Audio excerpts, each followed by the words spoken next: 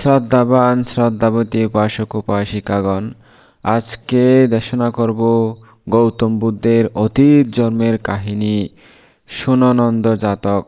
আপনারা শ্রদ্ধা করে শ্রবণ করুন।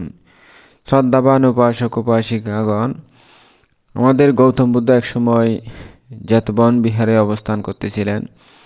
ওই সময় একজন মাতৃপোষক ভিক্ষুকে উপলক্ষ করে এই জাতকটি দেশনা করেছিলেন। ওই ভিক্ষুটি শ্রদ্ধা করে প্রব্রজা গ্রহণ করেছিলেন।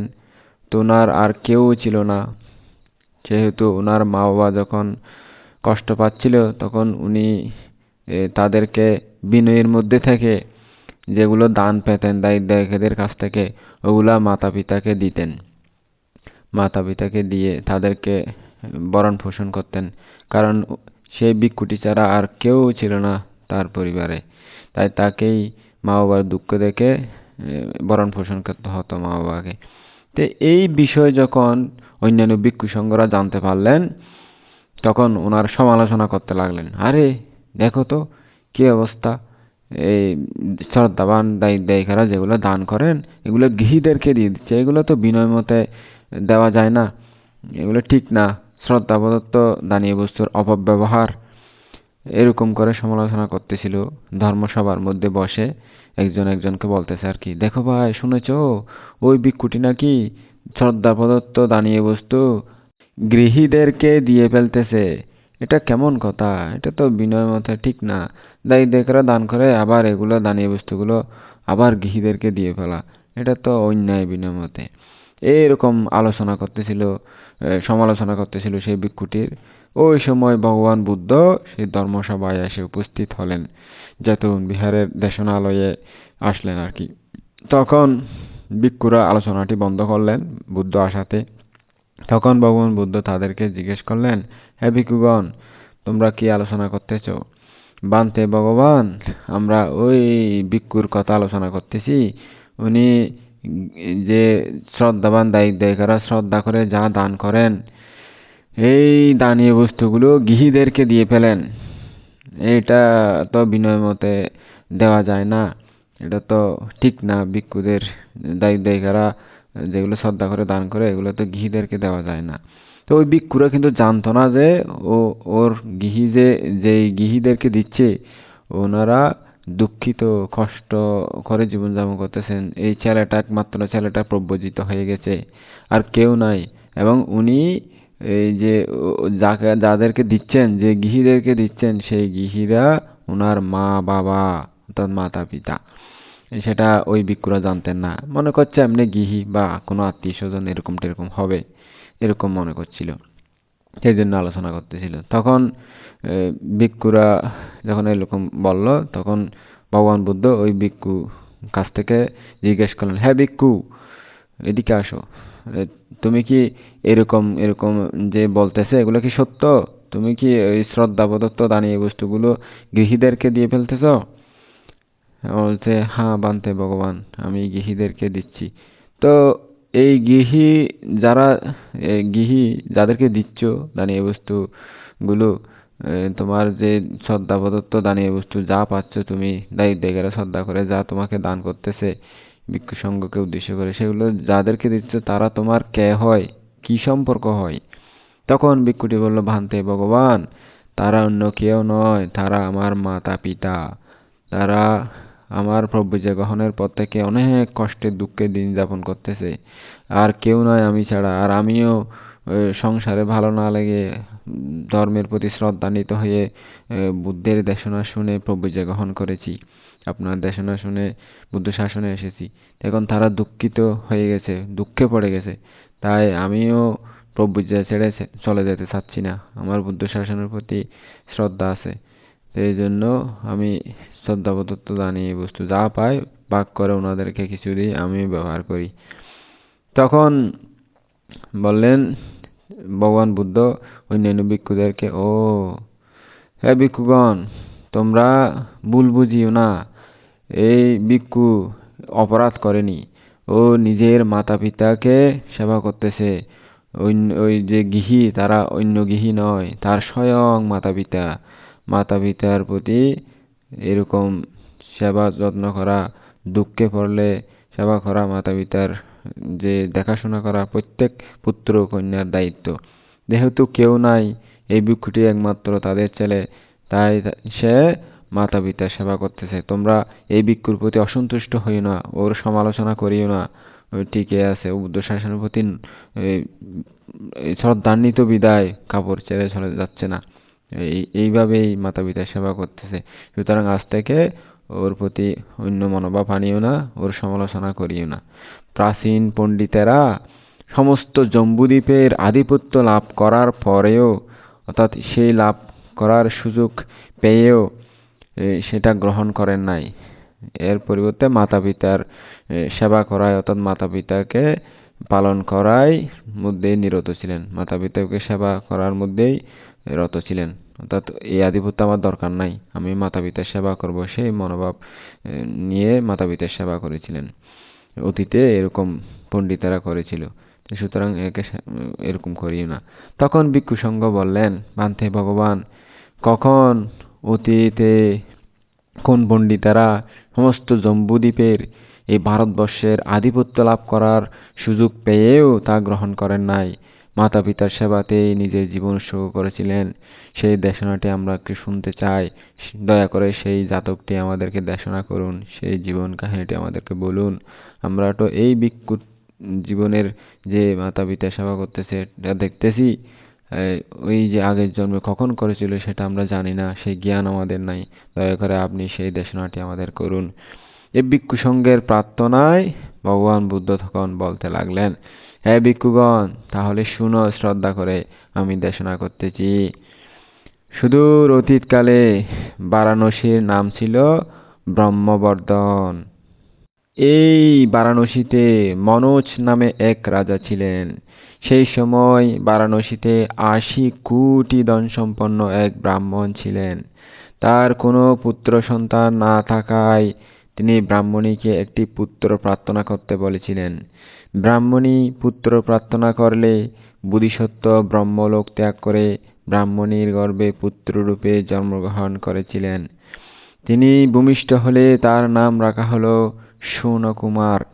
শৌনকুমার যখন হাঁটতে শিখলেন, তখন আর এক পুত্র, তার দেবপুত্র ব্রহ্মলোক ত্যাগ করে ব্রাহ্মণীর গর্ভে জন্মগ্রহণ করলেন। তিনি ভূমিষ্ঠ হলে তার নাম রাখা হলো নন্দকুমার। দুই কুমার বেদশাস্ত্র অধ্যয়ন করার পর সর্বশিল্পে পারদর্শিতা হয়ে উঠলেন। তখন ব্রাহ্মণ ব্রাহ্মণীকে বললেন, ভবতী মধ্যে আমি তোমার পুত্র শৌনকুমারকে সংসার বন্ধনে আবদ্ধ করব, অর্থাৎ বিয়ে করানোর জন্য বলতেছে। ব্রাহ্মণী তাতে সম্মত হয়ে শৌনকুমারকে ব্রাহ্মণের ইচ্ছার কথা জানালেন। তখন বোধিসত্ত্ব শৌনকুমার বললেন, মা, গৃহধর্মে আমার প্রয়োজন নেই, আমি সংসার জীবনে প্রবেশ করতে চাই না, আমি সারা জীবন আপনাদের সেবা করব। তার মাতাপিতা বারবার তাকে এই বিষয়ে অনুরোধ করলেও তিনি সম্মত হলেন না। তখন তারা নন্দকুমারকে বললেন, বাবা, তোমার বড় ভাই কিছুতেই বিয়ে করতে চাচ্ছে না, অতএব তুমি বিয়ে করে সংসারী হও। নন্দকুমার বললেন, দাদা যা ত্যাগ করলেন, আমার বড় ভাই যেই বিষয় ত্যাগ করলেন, আমি তা মাথা পেতে গ্রহণ করব, এটা তো হতে পারে না। আমি সেটা কোনো দিন গ্রহণ করব না। আমার বড় ভাই যেটা করেনি সেটা আমিও করব না। আমিও আপনাদের মৃত্যুর পর আমার দাদার সঙ্গে প্রব্রজ্ঞা গ্রহণ করব। তখন ব্রাহ্মণ ও ব্রাহ্মণী ভাবলেন, এরা যুবক হয়েও যখন কামনা বাসনা ত্যাগ করছে, তখন আমাদের তো আগ্রহ সহকারে, উৎসাহ সহকারে সন্ন্যাসী জীবন গ্রহণ করা উচিত। এই চিন্তা করে তারা বললেন, তোমরা আমাদের মৃত্যুর পর প্রব্রজ্ঞা নেবে কেন বাবা? এসো, আমরা সকলেই একসঙ্গেই সন্ন্যাসী হয়ে যাই, একসঙ্গেই এই সন্ন্যাসী জীবন গ্রহণ করে প্রব্রজ্ঞা গ্রহণ করে জঙ্গলে জ্ঞান সাধনা করি। এরপর তারা রাজার অনুমতি নিয়ে তাদের সমস্ত ধন সম্পদ দান করলেন, দাস দাসীদের মুক্তি দিলেন। তারপর তারা চারজনেই নগর থেকে বেরিয়ে গেলেন। তারপর তারা হিমালয়ে গিয়ে এক হ্রদের তীরে এক রমণীয় বনভূমিতে আশ্রম নির্মাণ করে ব্রহ্মচর্য গ্রহণ করলেন, সন্ন্যাসী জীবন গ্রহণ করলেন এবং সেখানেই বাস করতে লাগলেন। সেখানে দুই ভাই মাতা পিতার পরম যত্নে সেবা করতে লাগলেন। তারা সকাল বেলায় উঠে মাতা পিতার মুখ ধোয়ার ব্যবস্থা করতেন। রীতি অনুসারে কখনো গরম কখনো ঠান্ডা পানি তাদের জন্য দিয়ে স্নান করাতেন। পানীয় জল আনতেন, খাওয়ার পানি আনতেন আর কি। বন থেকে ফলমূল সংগ্রহ করে আনতেন। তাদের ভোজন করাতেন, সুন্দরভাবে সেবা করতেন, পা টিপে দিতেন এবং নানা রূপ সেবা শুশ্রূষা করতেন। আরও যা প্রয়োজন সব সেবা শুশ্রূষা করতেন মা বাবা, যাতে কোনো কষ্ট না পায়, সেবার কোনো কমতি হচ্ছে না। ক্রমেই মাতা পিতার সেবা নিয়ে দুই ভাইয়ের মধ্যে মতভেদ দেখা দিল। নন্দ একাই পুণ্য অর্জনের জন্য পানি ও ফল এনে মাতা পিতাকে খাওয়াতে লাগলেন। মাতা পিতাকে একাই খাওয়াবেন, একাই সেবা করবেন, সেরকম আর কি। নন্দকুমার পানি ও ফল আনার জন্য দূরে যেতেন না। কাছাকাছি যে জায়গায় থেকে মুখ ও হাত ধোয়ার পানি আনতেন, সেখান থেকেই পানি খাওয়ার জন্য আনতেন। কিন্তু সোনকুমার দূর থেকে যে ভালো পানি আনতেন তা খেতে দিতেন না মাকে, কারণ উনি একাই পুণ্য করতে চাচ্ছেন। ওই অন্য ভাইয়ের সেবা নিলে তো ওনার পুণ্য কম হবে, এরকম ইচ্ছাই, হিংসা চিত্তে নয়, এরকম বেশি পুণ্য পাওয়ার ইচ্ছাই ওনার যে পানি, ওনার ফলমূল, ওনার সব সেবাই মাতা পিতা নিক, এটাই চাচ্ছেন। নন্দ বেশি দূরে না গিয়ে অম্ল বা টক, অপক্ক তা পুরোপুরি পাকেনি এরকম ফল আনতেন মাতা পিতার জন্য। শোনো দূরে গিয়ে পাকা ও সুস্বাদু ফল আনতেন। কিন্তু তিনি ফল আনার আগেই নন্দ তার ফল, কাঁচা পাকা আধা পাকা এরকম ফল এনে তাড়াতাড়ি মাতা পিতাকে খাইয়ে দিতেন। শোনো তার জন্য অপেক্ষা করতে বললেও সে কথা শুনতেন না। তখন শোনো ভাবলেন, খারাপ পানি ও খারাপ নষ্ট অপক্ক ফল খেয়ে মাতা পিতা বেশি দিন বাঁচবেন না। এই ভেবে তিনি একদিন নন্দকে বললেন, ভাই আমি এবার থেকে একাই মাতা পিতার রক্ষণাবেক্ষণ ও পালন করব, পোষণ করব। তুমি আর এখানে থেকো না, অন্য কোথাও চলে যাও, যাও এখান থেকে। নন্দ অগ্রজ ও মাতা পিতাকে প্রণাম করে আশ্রম থেকে বেরিয়ে গেলেন। অর্থাৎ বড় ভাইকে নমস্কার করে এবং মাতা পিতাকে প্রণাম করে এই আশ্রম থেকে বেরিয়ে গেলেন, যেহেতু ওনাকে চলে যেতে বলেছি। যাওয়ার আগে মাতা পিতাকে বড় ভাইয়ের আদেশের কথা জানিয়ে গেলেন যে মাতা পিতা আমাকে বড় ভাই বলেছে চলে যাওয়ার জন্য, তাই আমি চলে যাচ্ছি। দূরে গিয়ে নন্দ তার নিজের জন্য একটি পণ্যশালা নির্মাণ করে তার মধ্যে বসে এক মনে ধ্যান করতে লাগলেন এবং সেদিনেই তিনি কৃষ্ণ পরিকর্ম করে পঞ্চ অভিজ্ঞা ও অষ্ট সমাপত্তি লাভ করলেন। তারপর তিনি ভাবলেন, আমি সুমেরু পর্বতের পাদদেশ থেকে রত্নচূর্ণ এনে আমার বড় ভাইয়ের পণ্যশালার চারিদিকে ছড়াবো। আমার বড় ভাই আমাকে ক্ষমা করবেন। তাতেও যদি ক্ষমা না করেন তাহলে দেবতাদের অনুরোধে তিনি ক্ষমা করবেন। তো দেবতাদেরকে আমি বলবো ওনারা আমার বড় ভাইয়ের কাছে গিয়ে আমার হয়ে ক্ষমা প্রার্থনা করবেন। তাতেই যদি ক্ষমা না করেন তাহলে আমি চারি মহারাজ ও দেবরাজ ইন্দ্রকে এনে তাদের দিয়ে আমাকে ক্ষমা করাবো।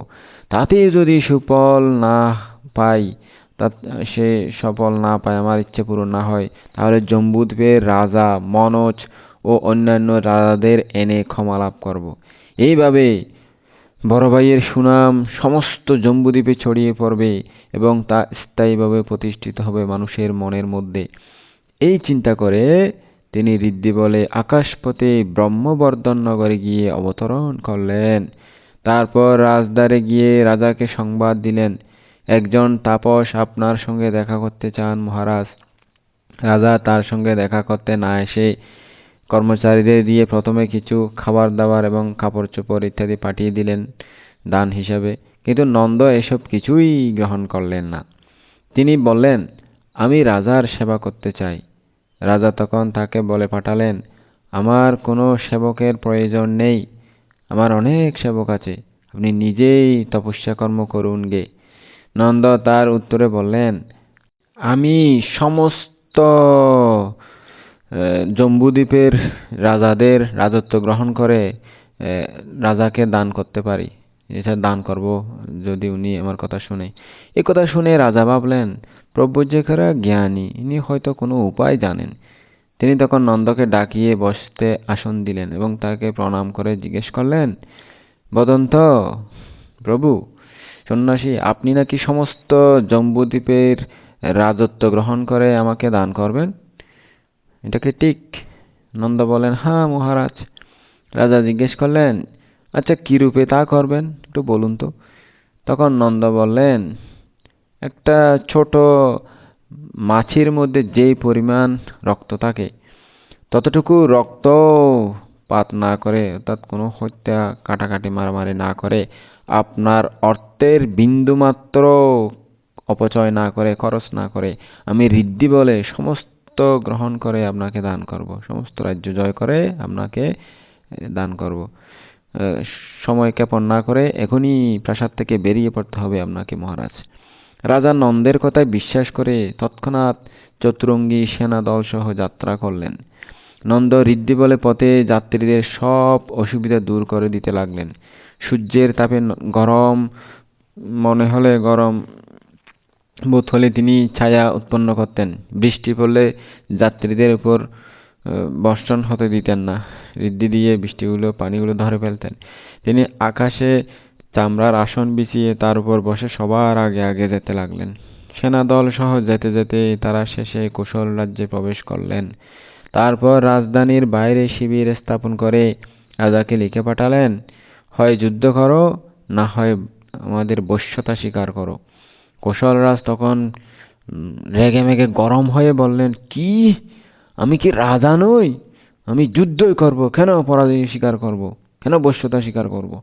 এই বলে তিনি তার সেনাদল নিয়ে নগরের বাইরে এলেন। উভয় পক্ষের সৈন্য যুদ্ধের জন্য প্রস্তুত হয়ে স্বর বর্ষণ করতে লাগলেন, তীর ছুটতে লাগলেন। নন্দ পণ্ডিত সেই যে আকাশে বসে আছে, যে হরিণের চামড়ার উপর বসে থাকতেন, সেই হরিণের চামড়া দিয়ে অলৌকিকভাবে ঋদ্ধি শক্তির মাধ্যমে বিশাল বড় হরিণের চামড়াটা ঋদ্ধি শক্তির মাধ্যমে বড় করে এই দুই দলের যে তীরগুলো, সেই তীরগুলো সব এক জায়গায় আটকে দিতেন ওই হরিণের চামড়া দিয়ে। অর্থাৎ কেউ কারো একটা সৈন্য ক্ষতি করতে দিতেন না।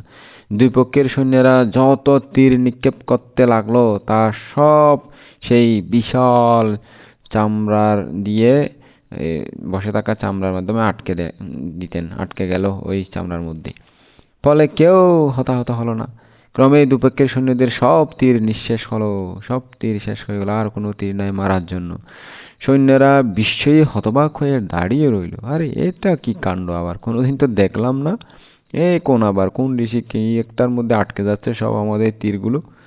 নন্দ তাপস তখন কৌশল রাজের কাছে গিয়ে বললেন, মহারাজ, ভয় পাবেন না, আপনার কোনো অনিষ্ট হবে না, কোনো ক্ষতি হবে না, আপনার রাজ্যের, আপনার সৈন্যের কোনো ক্ষতি হবে না। আপনার রাজ্য আপনারই থাকবে, আপনি শুধু বশ্যতা স্বীকার করুন। কৌশলরাজ বারাণসীর রাজা মনোজের বশ্যতা স্বীকার করলেন কোনো একটা অজানা বইয়ের থেকে। তখন নন্দ কৌশলরাজকে রাজা মনোজের কাছে নিয়ে গেলেন। তিনি রাজা মনোজকে বললেন, মহারাজ, কৌশলরাজ আপনার বশীভূত হয়েছেন, এর জন্য কোনো কিছু করার দরকার নাই, এর রাজ্যে এরই থাকুক, আপনার বশ্যতা স্বীকার করেছে তো, হয়েছে তো, কোনো কিছু করার দরকার নেই। উনিও সন্ন্যাসীর কথা মেনে নিলেন। মনোজ তখন বললেন, উত্তম প্রস্তাব। তিনি এই প্রস্তাবে সম্মত হলেন। এরপর রাজা মনোজ অঙ্গরাজ্যে গিয়ে এইভাবে বিনা রক্তপাতে অঙ্গরাজ্য জয় করলেন, অর্থাৎ বশ্যতা স্বীকার করলেন আর কি। পরে একে একে সমস্ত জম্বুদ্বীপের রাজাদের বশীভূত করে তার রাজধানী বারাণসী অর্থাৎ ব্রহ্মবর্ধনে ফিরে গেলেন। তার সঙ্গে ছিল 101 জন বশীভূত রাজা। এইসব রাজাদের রাজ্য জয় করতে তার 7 বছর 7 মাস 7 দিন সময় লেগেছিল। ওই সকল রাজ্যের রাজধানী থেকে তিনি বহু খাদ্য ভোজ্য এনেছিলেন এবং বহু বাদ্যযন্ত্র এনেছিলেন। তিনি ওই সব রাজাদের সঙ্গে বসে 1 সপ্তাহ পর্যন্ত পানাহার করে আনন্দ উপভোগ করতে লাগলেন। নন্দ পণ্ডিত ভাবলেন, রাজা 7 দিন পর্যন্ত ঐশ্বর্য সুখ ভোগ করলেন, অর্থাৎ এনজয় করলেন 7 দিন পর্যন্ত। এই ভোগ শেষ না হওয়া পর্যন্ত তিনি তার সঙ্গে দেখা করবেন না। তাই তিনি উত্তর কুরুতে পিণ্ডাচারণ করে ভিক্ষাচর্যা করে হিমালয়ের কাঞ্চন গুহায় গিয়ে 7 দিন পর্যন্ত বাস করলেন। এদিকে 7ম দিনে রাজা নিজের বিপুল সম্পদ ও ঐশ্বর্য দেখে ভাবলেন, এই সৌভাগ্য আমার মাতা পিতা বা অন্য কেউ আমাকে দেননি। এই সৌভাগ্য নন্দ তাপসের অনুগ্রহে লাভ করেছি। আজ 7 দিন পর্যন্ত তার দেখা পাইনি। আমার সেই পরম হিতকারী কল্যাণকামী এখন কোথায়? এইভাবে নন্দকে স্মরণ করলেন। রাজা তাকে স্মরণ করেছেন, নন্দ তা দিব্যজ্ঞানে জানতে পারলেন। তিনি তৎক্ষণাৎ আকাশপথে ব্রহ্মবর্ধন নগরে এসে রাজা মনোজের সামনে দাঁড়ালেন। মনোজ তাকে দেখে ভাবলেন, আমি জানি না এই তপস্বী দেবতা না মানুষ। যদি ইনি মানুষ হন তবে আমি একে সমস্ত জম্বুদ্বীপের আধিপত্য দান করব। আর যদি দেবতা হন তাহলে দেবযোগ্য ভক্তি শ্রদ্ধার সঙ্গে পূজা করব। এরপর মনোজ কিছু কথার মাধ্যমে তাকে জিজ্ঞেস করলেন, হে তাপসবর, আপনি কি দেবতা নাকি গন্ধর্ব নাকি দেবরাজ ইন্দ্র অথবা কোনো বুদ্ধিমান মানুষ, জ্ঞানী পণ্ডিত প্রজ্ঞাবান কোনো মনুষ্য সত্য? এই প্রশ্নের উত্তরে নন্দ বললেন, মহারাজ, আমি কোনো দেবতা নই, কোনো গন্ধর্ব নই, কোনো ইন্দ্ররাজাও নই। আমাকে এক বুদ্ধিমান জ্ঞানী পণ্ডিত মানুষ বলেই জানবেন। আমি মনুষ্য সত্য। এই কথা শুনে রাজা মনোজ ভাবলেন, এই ব্যক্তি মানুষ, ইনি আমার বহু উপকার করেছেন, একে বহু সম্মান দ্বারা পরিতৃপ্ত করব। তিনি বললেন, আপনি আমাদের বহু উপকার করেছেন। বর্ষায় আমাদের মাথায় বৃষ্টি না হয় মতো আপনি ব্যবস্থা করেছেন। বিশাল যে গরমের মধ্যে সূর্যতাপে সুশীতল বাতাস উৎপন্ন করেছিলেন আমাদের আরামের জন্য, আমাদের সুখের জন্য। শত্রুপক্ষের সমস্ত তীর ধরে নিয়ে তা নিষ্ফল করেছেন যুদ্ধে জয় করার জন্য আমাদেরকে। আপনি বহু রাজাকে আমার করতলগত করে আমার বশ্যতা স্বীকার করতে বাধ্য করেছেন এবং রাজ্যকে সমৃদ্ধ করেছেন। বলুন, কি বরদানে আপনাকে তুষ্ট করব? ধন, নগর, রাজধানী, রাজ্য, সোনা, রূপা, হীরা, মণি, মাণিক্য, কি চান আপনি বলুন, সব কিছুই দিতে রাজি।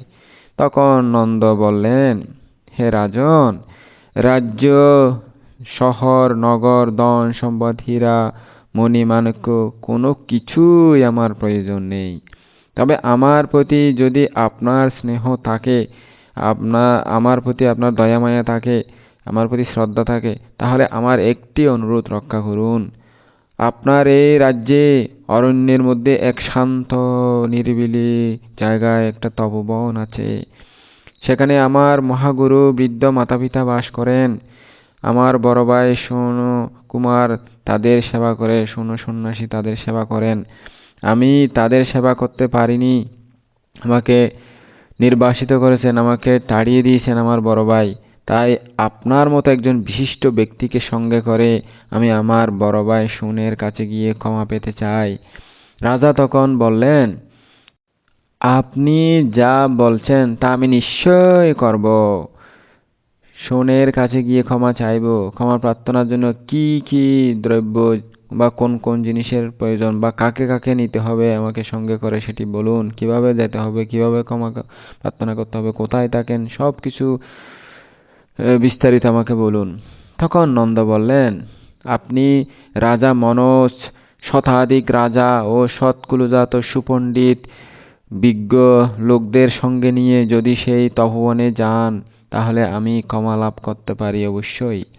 এই কথা শুনে রাজা আদেশ দিলেন, এখনই রথ, হাতি, ঘোড়া, সৈন্য সামন্ত সাজাও, তৈরি হও, তাড়াতাড়ি সৈন্যগণ সব কিছু রেডি করে প্রস্তুত হও। আমি তপস্যারত কৌশিকের আশ্রমে এখনই যাব। সোন ও নন্দের পিতা কৌশিক গোত্রজ ছিলেন বলে রাজা তাকে কৌশিক নামে অভিহিত করলেন। 101 রাজা ও চতুরঙ্গ সেনাদল সঙ্গে করে রাজা মনোজ আশ্রমের অভিমুখে যাত্রা করলেন। যেদিন নন্দপণ্ডিত এভাবে রাজাদের নিয়ে আশ্রমে যান, সেদিন তার বড় ভাই শুনো তার ভাইয়ের কথা স্মরণ করেন। তিনি তখন ভাবছিলেন, আজ 7 বছর 7 মাস 7 দিন গত হলো, আমার ভাই এখান থেকে চলে গেছে। সে এখন কোথায় আছে, কী অবস্থায় আছে? এই ভেবে তিনি দিব্য জ্ঞানের প্রভাবে জানতে পারলেন, আজ 101 জন রাজা ও বিশাল সৈন্য সামন্ত ও অনুচর নিয়ে নন্দ আমার ক্ষমা লাভ করতে আসতেছে। তিনি তখন ভাবলেন, নন্দ নিশ্চয়ই এইসব রাজাদের অনেক অলৌকিক কাজ দেখিয়েছে, অলৌকিক ঋদ্ধি, অলৌকিক ক্ষমতা দেখিয়েছেন। আমি তাদের গুরুর সঙ্গে প্রতিযোগিতা করে আমিও অলৌকিক কাজ দেখাবো। তারা ওনাকে গুরু মনে করে, যে আমার ছোট ভাইকে, আমিও যে কীরকম সেটা তাদেরকে একটু দেখাতে হবে। এই চিন্তা করে তিনি মনোজ রাজার নিকট দিয়ে, অর্থাৎ উনি যখন আসতেছিলেন তার কাছ দিয়ে আকাশপথে অনন্তপ্ত হ্রদে পানি আনতে যাচ্ছিলেন। নন্দ তার বড় ভাই শুনোকে দেখে তার কাছে যেতে সাহস করলেন না। তিনি তখনই হিমালয়ে চলে গেলেন। কিন্তু রাজা মনোজ শুনোকে রমণীয় ঋষি বেশে আসতে দেখে বললেন, আপনার কাঁধের উপর কদম্ব কাঠ দেখা যায়। আপনার কাঁধের 4 আঙ্গুল ব্যবধানে একটি কাঠ রয়েছে, কিন্তু তা কাঁধের সঙ্গে লেগে নেই, শূন্যে রয়েছে। তা কি করে সম্ভব হয়েছে? আপনি কে? আপনার পরিচয় কি? আপনার পরিচয় দিন। শুনো তখন বললেন, আমি শুনো শিলপরায়ণ তাপস, সর্বক্ষণ একাগ্র মনে মাতা পিতার সেবা করি। আমি তাদের প্রতি কোনো অন্যায় আচরণ করি না। তাদেরকে প্রতিদিন পানি এবং ফলমূল দিয়ে পরিতৃপ্ত করি। সবসময় সেবার কোনো যাতে কমতি না হয় সেটা স্মরণ করে সবসময় সেবা করে যাচ্ছি। রাজা তখন বললেন, যেখানে কৌশিক তপস্বী আছেন আমরা সেই আশ্রমে যাচ্ছি। শুনো তখন নিজের ক্ষমতা বলে তৎক্ষণাৎ সহজে আশ্রমে যাওয়ার জন্য একটি একপদী রাস্তা তৈরি করে রাজাকে বললেন, মহারাজ এই পথেই চলে যান। ওই তো দূরে অদূরে এক রমণীয় স্থানে আশ্রম কুটিরটি দেখা যাচ্ছে।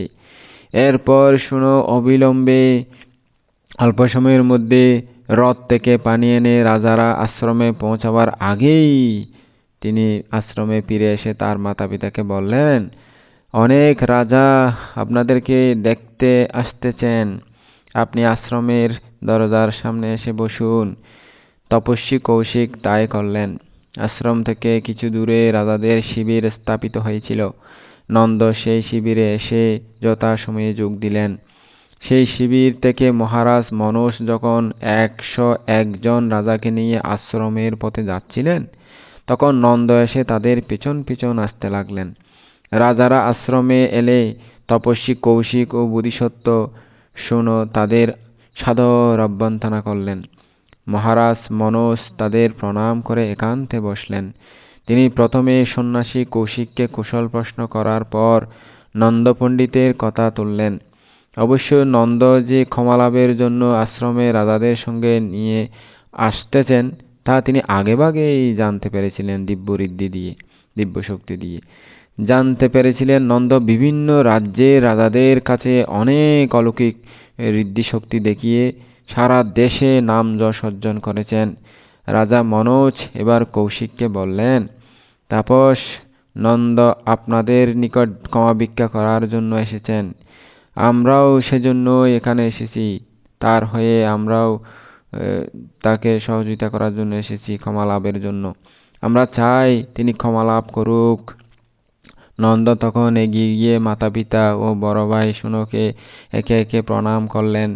তারপর বড় ভাই শুনোকে বললেন, আজ থেকে 7 বছর 7 মাস অধিককাল আগে আপনার নিষেধ বাক্য শুনে আমি এই আশ্রম ত্যাগ করে চলে গিয়েছিলাম দাদা। আমি এখান থেকে হিমালয়ে চলে গিয়ে তপস্যা করতে থাকি। এতকাল আমি মাতা পিতার সেবা থেকে বঞ্চিত হয়ে আছি। এবার আমার সমস্ত অপরাধ ক্ষমা করুন। মাতা পিতার সেবার ও পুণ্যকর্ম থেকে আমাকে আর বঞ্চিত করবেন না।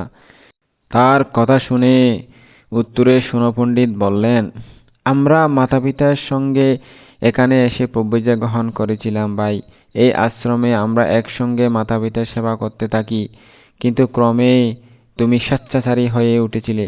তোমার সেবা কার্যের মধ্যে একঘেয়েমিতার পরিচয় দিতে থাকো। তুমি তুমি কথা বললে শুনোনি। আমি তোমার বড় ভাই, গুরুজন হলেও আমার কথা শুনতে না তুমি। তোমার দ্বারা আনিত পানি ও ফল খেয়ে বৃদ্ধ মাতা পিতার স্বাস্থ্যের পক্ষে ক্ষতিকর হয়ে উঠতেছিল। আমার আদেশ লঙ্ঘন করে তুমি ইচ্ছামতো কাজ করতে।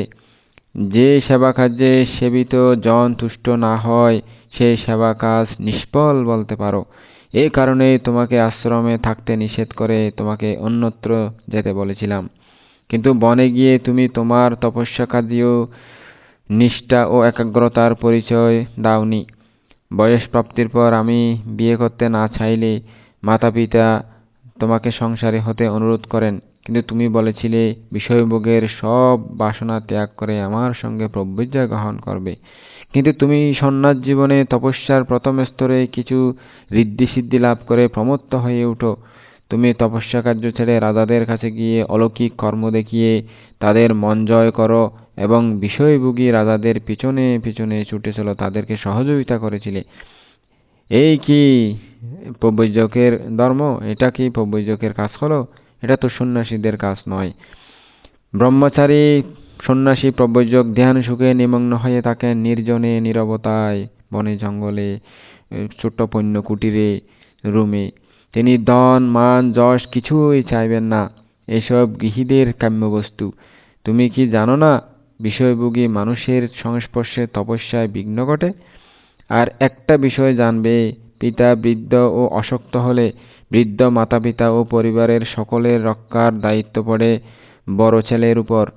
এটাই ধর্মসম্মত নিয়ম। অবশ্য মাতা পিতা সেবা করার অধিকার সব পুত্রেরই আছে, তবে ছোট বা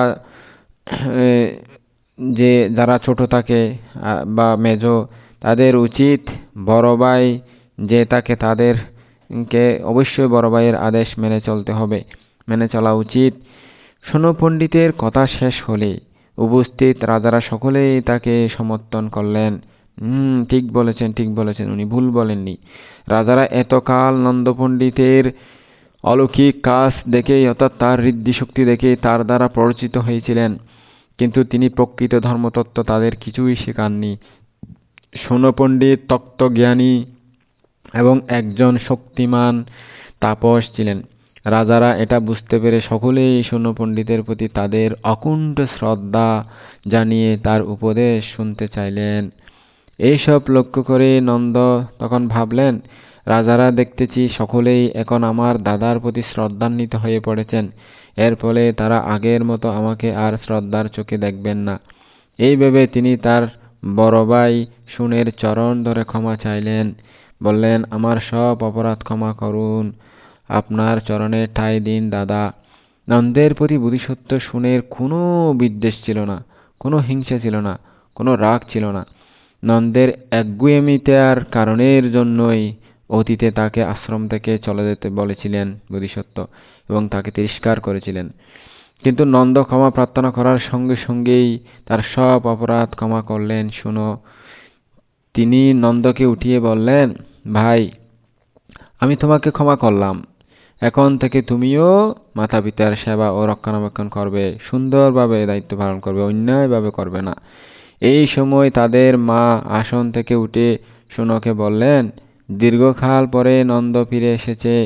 তুমি যখন তাকে অনুমতি দিয়েছ, তখন আমরা তোমাদের দুজনের উপরেই নির্ভর করব এবং তোমরা অপ্রমত্তভাবে আমাদের সেবা করবে। এই বলে তিনি নন্দকে বুকে জড়িয়ে ধরে তার মাথা মধ্যে চুম্বন খেতে লাগলেন। আদরের ছেলে, ছোট ছেলে এতদিন পর ফিরে এসেছে, একটু মায়া কান্না করলেন। শুনো তখন নন্দকে বললেন, ভাই, মা তোমার জন্য কত দুঃখ ভোগ করেছে, এই বুঝে, অর্থাৎ এটা বুঝতে পেরে তুমি সব সময় অপ্রমত্তভাবে তার সেবা করবে, বুঝতে পেরেছ? অনেক কষ্ট পেয়েছে মা, কারণ তুমি আদরের ছোট ছেলে ছিলে। তোমার বিরহে দীর্ঘ কয় বছর তোমার দেখা পাচ্ছে না, কথা শুনতে পাচ্ছে না, মায়ের বুক অনেক দিন পরে আজকে ভরে দিলে। কখনো তাদের অমিষ্ট বা অপক্ষ ফল আদা পাকা, বাসি এরকম বা কখনো অপরিষ্কার পানি পান করাবে না। বন থেকে অপক্ষ ফল পেড়ে আনবে না, সুপক্ষ ফল পেড়ে খাওয়াবে। সুন্দর পরিষ্কার পরিচ্ছন্ন পানি খাওয়াবে, যাতে রোগ শোক না হয়, দীর্ঘদিন বেঁচে থাকে। এরপর বোধিসত্ত্ব সনকুমার মাতার গুণ বর্ণনা করে সকলকে ধর্মোপদেশ দিতে লাগলেন। তিনি বললেন, পুত্ররূপ ফললাভ করিয়া কামনা করেন জননী কত দেবে নমস্কার। দৈবজ্ঞের কাছে গিয়া করান গণনা, দীর্ঘায়ু অল্পায়ু কিংবা হইবে কুমার। জন্ম নক্ষত্রের যুগে, জন্ম ঋতু ফলে, অথবা নিজের বয়স পরিমাণ বলে। নাই তো বাঁচার হৃষ্টি সুদান তাহাই, কাঁপে বুক সদা অমঙ্গল আশঙ্কায়। এই ঋতুস্নান অন্তে হয় গর্ভের সঞ্চার, তাহা হতে জন্মক্রমে দুহত মতার। দুহত হতে হয় স্নেহ আবির্ভাব, গর্ভস্থ সন্তান সেই স্নেহ করে লাভ। 1 বর্ষ কিংবা কিছু ন্যূনকাল তার, গর্ভিণী রক্ষেন যত্নে গর্ভ আপনার। অনন্তর যথাকালে সন্তান প্রসবী, লবেন সৌভাগ্যবতী জননী পদবী। কান্দিয়া উঠিলে শিশু স্তন দিয়া মুখে, গান গেয়ে কোলে নিয়ে ডাকি তারে বুকে। সস্নেহে করেন শান্ত আনন্দদায়িনী, কি দুঃখ তার আর আছেন জননী। অবোধ সন্তান পাছে কষ্ট কোনো পায়, উগ্র বাতাতপে তাই রক্ষিতে তাহাই। জননী সতত ব্যস্ত তাহার মতন, দয়াময়ী দাত্রী আর আছে কোনজন। নিজের যে দন আছে স্বামীর যে দন, অতি সাবধানে মাতা করেন রক্ষণ। পেয়ে ইহা সুখী বাছা পারিবে ইহাতে, এই আশায় অপচয় না দেন ঘটিতে। ভাগ্যদোষে পুত্র যদি হয় মতিহীন, অসীম উদ্বেগে কাটে জননীর দিন। ইহা করো বাচাদন এইভাবে চলো, অনুক্ষণ মুখে তার এই কথা কেবল। পরদার সেবী যদি হয় সে যৌবনে, নিশ্চিত পর্যন্ত তাকে অন্যের ভবনে। সন্ধ্যা হলো ফিরিল না এই দুশ্চিন্তায়, পথপানে চান মাতা করি হায় হায়। এত কষ্টে পালিত যে যদি সেই জন, মহবশে জননীরে না করে পালন। মাতৃদ্রোহী নরাদম সেই পাপাত্মার, ঘটিবে নরক যন্ত্রণা ভোগ অপার। এত কষ্টে পালিত যে যদি সেই জন, মহবশে জনকেরে না করে পালন। পিতৃদ্রোহী নরাদম সেই পাপাত্মার, ঘটিবে নরক যন্ত্রণা ভোগ অপার। মাতৃসেবা না করিলে শুনি লোকে কয়, ধনশালী পুরুষের হয় ধন ক্ষয়। মাতার যে পরিচর্যা না করে দুর্মতি, দন্যাস হেতু দুঃখ পায় সে অতি। পিতৃসেবা না করিলে শুনি লোকে কয়, ধনশালী পুরুষের হয় ধন ক্ষয়। পিতার যে পরিচর্যা না করে দুর্মতি, ধন্যাস হেতু দুঃখ পায় সে অতি। আনন্দ প্রমোদ হাস্য ক্রীড়া এ সকল, লভ্য সদা সেই সুধীজনের কেবল। ইহামূত্র যিনি নিত্য অতি অতি সযতনে রত হন জননীর সুখ সম্পাদনে। আনন্দ প্রমোদ হাস্য ক্রীড়া এ সকল, লভ্য সদা সেই সুধীজনের কেবল। ইহামূত্র যিনি নিত্য অতি সযতনে রত হন জনকের সুখ সম্পাদনে। মাতা পিতা যখন যে দ্রব্য পেতে চান, তখনই তনয় তাহা করিবেক দান। প্রিয়বাসে তুষিবে সে তাহাদের মন, করিবে তাহাদের সেবা যত্নে অনুক্ষণ। গৃহে আর সবার মধ্যে সর্বত্র সমান, যথাযোগ্য তাহাদের করিবে সম্মান। দান প্রিয় বাক্য সেবা বৃদ্ধের সম্মান, সমাজ রক্ষার হেতু উপায় প্রদান। না চলে সমাজ যন্ত্র বিনা এ সকল, আনি না থাকিলে রথ যেমন অচল। এসব পাইতে আশা যদি না থাকিত, পুত্রবতী হতে তবে কেহ কি চাইত। জনক সতত পূজ্য জননীর মতো, সেবে যে তাহারে উক্ত প্রকারে সতত। সুপুত্র বলিয়া খ্যাতি লবে সেই জন, সমাদর করে তারে সদা সুধীজন। পুত্রের প্রত্যক্ষ ব্রহ্মা পূর্বাচর্যাধয়, মাতা আর পিতা ইহা সর্বশাস্ত্রে কয়। যে করে তাদের সেবা ধন্য সেই জন, নরশ্রেষ্ঠ সকলের প্রশংসা বাজন। দয়া মায়া তাহাদের সদা রাখি মনে, সুপুত্র করিবে সেবা অতি সযতনে। নমিবে তাদের পায়ে শত শতবার, ভক্তিভরে তাহাদের করিবে সৎকার। অন্নপান অত্ত বস্ত্র শয্যা তৃপ্তিকর, দিয়া সদা তুষিবেগ তাদের অন্তর। করিবে সুগন্ধ তেলে শরীর মর্দন, করাইবে স্নান পাদ করিবে সুদন। অপ্রমত্ত হয়ে নিত্য সুপুত্র সেজন, এরূপে করে মাতা পিতার অর্চন। সকলের প্রশংসা সে ইহলোকে পায়, বুঞ্জিতে অপার সুখ স্বর্গে শেষে যায়। এই সকল উপদেশ দিয়ে বোধিসত্ত্ব সকলকে মাতা পিতার অনেক সুন্দরভাবে গুণগুলি বুঝিয়ে দিলেন যাতে মাতা পিতার সেবা করে। এরপর সেই রাজাদের বললেন, মহারাজ আপনারা সব সময় মাতা পিতার সেবা করবেন এবং পঞ্চশীলের প্রতিষ্ঠিত থাকবেন। দানাদি পুণ্যকর্মের কুশল কর্মের সম্পাদন করে সবসময় প্রজাদের হিত কামনা করে রাজ্য শাসন করবেন। যথাধর্ম রাজ্য শাসন করলে রাজারা সুনাম সুখ্যাতির অধিকারী হয়ে প্রজারাও সন্তুষ্টভাবে সুন্দরভাবে রাজ্যের মধ্যে বসবাস করতে পারে। রাজারা ও তাদের অনুচরগণ বোধিসত্ত্বের এই উপদেশ মনে প্রাণে শ্রদ্ধা চিত্তে শুনলেন এবং গ্রহণ করলেন। তারা নিজ নিজ রাজ্যে ফিরে গিয়ে এই উপদেশ মতো সারা জীবন দান ধর্ম পুণ্যকর্ম কুশল কর্ম সম্পাদন করলেন এবং যথাধর্ম রাজ্য শাসন করে মৃত্যুর পর দেবলোকে গমন করলেন, অর্থাৎ স্বর্গে জন্ম নিলেন। এইদিকে বোধিসত্ত্ব শোনো এবং নন্দ কুমারও সারা জীবন মাতা পিতার সেবা করে মৃত্যুর পর ব্রহ্মলোক পরায়ণ হলেন। এরপর ভগবান বুদ্ধ ভিক্ষু সংঘকে বললেন, হে ভিক্ষুগণ, দেখো অতীতেও পণ্ডিতেরা মাতা পিতার সেবা করেছিল, বিশাল এই সুখ সমৃদ্ধি ত্যাগ করে রাজ্য ত্যাগ করে মাতা পিতার সেবায় মনোযোগী হয়েছিল। সুতরাং এই ভিক্ষুকে তোমরা কিছু বলিও না, উনি ঠিকই করতেছে। মাতা পিতা অনেক উপকারী, ওনাদেরকে সেবা করা প্রত্যেক পুত্র কন্যার দায়িত্ব, তো উনি কোনো অন্যায় কাজ করতেছে না। এটা শোনার পর সেই ভিক্ষুর মন থেকে অনেক বোঝা হালকা হয়ে গেল, পরিশুদ্ধ হলো, মন পবিত্র হলো।